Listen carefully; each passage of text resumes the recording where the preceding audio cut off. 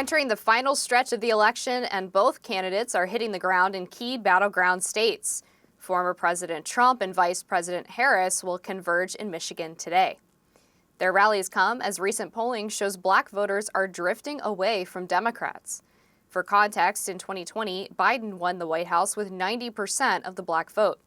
At this point, though, polls show only nearly 8 out of 10 black voters support Kamala Harris. Is that drop-off big enough to endanger Harris's chances at winning key battleground states? Politico has reported that the Harris campaign has been chaotic and fallen short in this must-win state and in the must-win city of brotherly love, Philadelphia. Joining us now to discuss it all is Pennsylvania State Democratic Representative from the 200th District, Representative Chris Rabb. Thanks for joining us.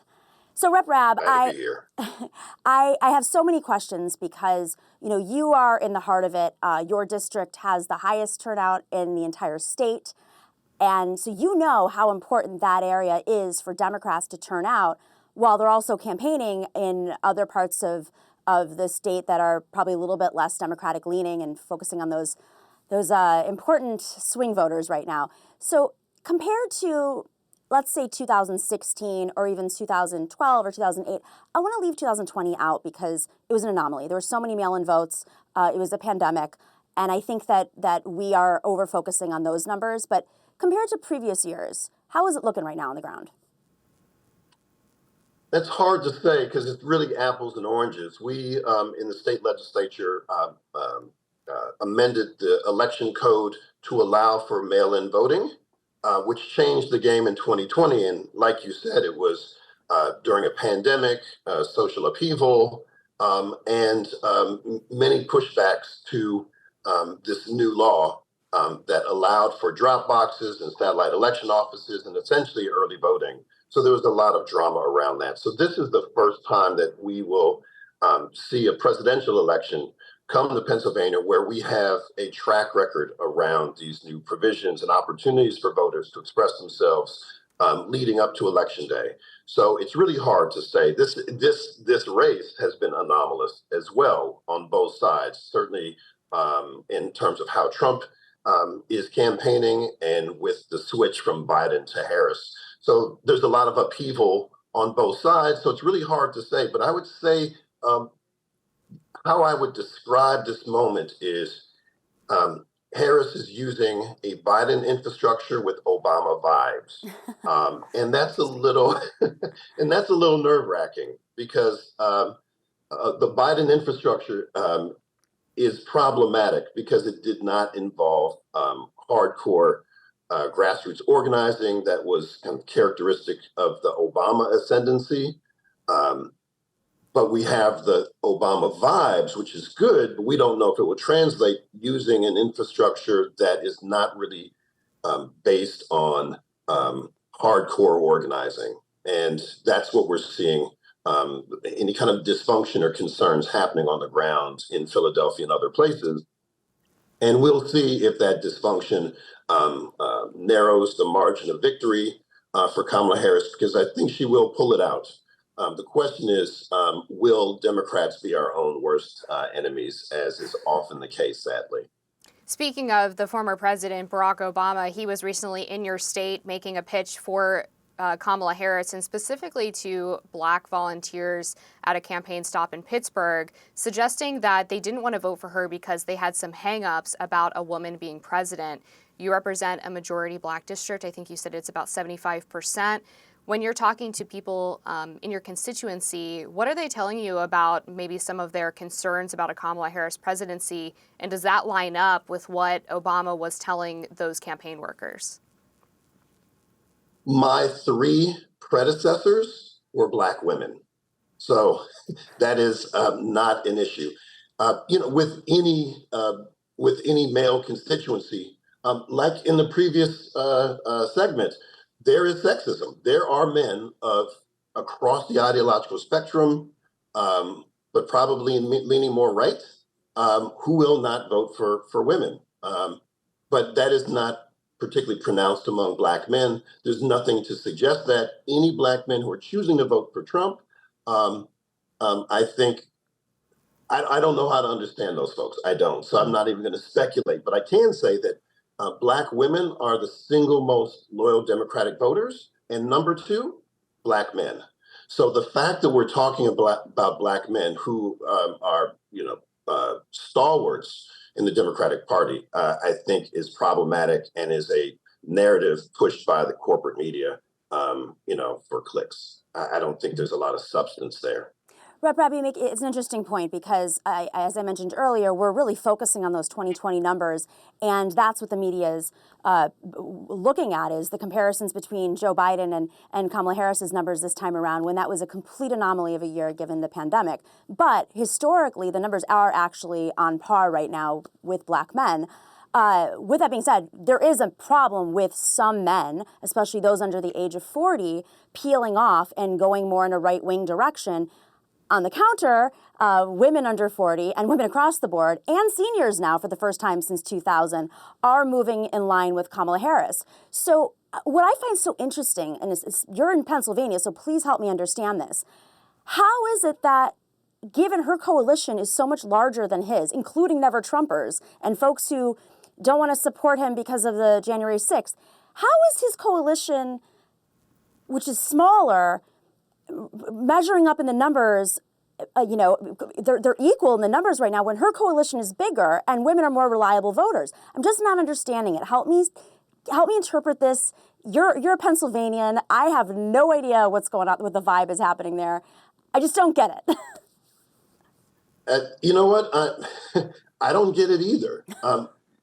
This could be an electoral blowout, with Harris winning a significant amount of beyond 270 electoral votes nationwide. But in Pennsylvania, it's really hard to put my finger on anything because there are a lot of folks who don't want to say who they're voting for. Remember Hillary Clinton, she was supposed to have won Pennsylvania in 2016. She lost by 44,000 votes. Biden eked by with 80,000 votes in 2020. And the only poll that matters is the actual election, right? Everything else is just guesswork. But we do know what works on the ground, right? Knocking on doors, talking to your neighbors, and not bringing in folks, DC consultants and folks who don't understand the neighborhoods and the constituencies that need to be nudged to come out to vote. That's the hallmark of my campaigns. The reason I'm so proud to represent such a high voter turnout district, a majority Black district, within the city of Philadelphia, is because there's a culture of civic engagement, but also adding to that is campaigns that knock doors and listen to people at the doors, right? And listen to their neighbors. And I hired a youth squad that we trained, and we paid $21 an hour to go out to talk to folks. That's what works. It's not the surrogacy. It is not the concert. It's not sending out celebrities to do the work that paid canvassers from those communities should do. And that's the challenge I have with the infrastructure that Kamala Harris inherited from the Biden team. And, when you're sitting on $500 million of campaign funds, I got to ask, why aren't you making those investments? If it's as close as people think, the most meaningful thing you can do is invest in those communities where there's not high voter turnout expected. If you go to Black voters and they actually come out, we'll vote the right way. And as a Democrat, that means voting Democrat up and down the ticket. I did want to follow up a little bit on what you said about not really understanding why some disaffected Democrats might be supporting Trump. Do you think it's a little problematic that you don't understand? Have you tried to have those conversations with those voters, and what is it that they have told you? And then apologies, but I'm going to add a second question onto that as well because we're close to running out of time. But do you think that Kamala Harris choosing Governor Shapiro as her running mate could have given her the boost that she would have needed in Pennsylvania to make this less tight? There would be no Kamala Harris ascendancy if it were not for the uncommitted movement in Pennsylvania that garnered 65,000 people who withheld their vote in the Democratic primary to say we have specific policy concerns with Biden and we do not want to move forward until he corrects them. It was not just one bad performance in a presidential debate. So having Josh Shapiro on the ticket might have helped in some areas, but it would have hurt in other areas. And remember, young voters have different priorities. Whether it's climate action, Governor Shapiro is an energy agnostic, so he is pro-fracking in a state where most people don't even know what fracking is, even though we're the second largest producer of fracked gas. We want jobs, we want a clean environment.